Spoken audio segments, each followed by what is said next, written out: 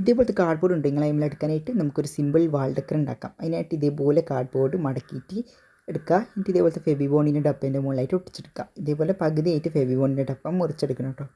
അപ്പോൾ എനിക്ക് കേട്ടാൽ തിരി ഇവിടെ മൊത്തത്തിൽ കാക്കേൻ്റെ ശല്യമാണ്. ഫുള്ള് മഴ വരുന്നതുകൊണ്ട് കാക്കയുടെ ഫുള്ളായിട്ടുള്ള സൗണ്ടാണ് കേൾക്കുന്നത്.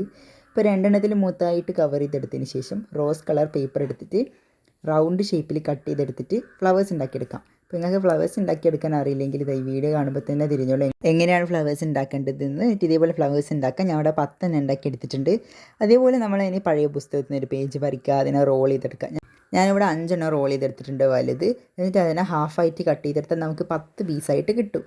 അപ്പോൾ നമുക്ക് ചെറുത് മതി, നിങ്ങൾക്ക് വലുത് വേണമെന്നുണ്ടെങ്കിൽ 10 ഉണ്ടാക്കിയെടുത്താൽ മതി.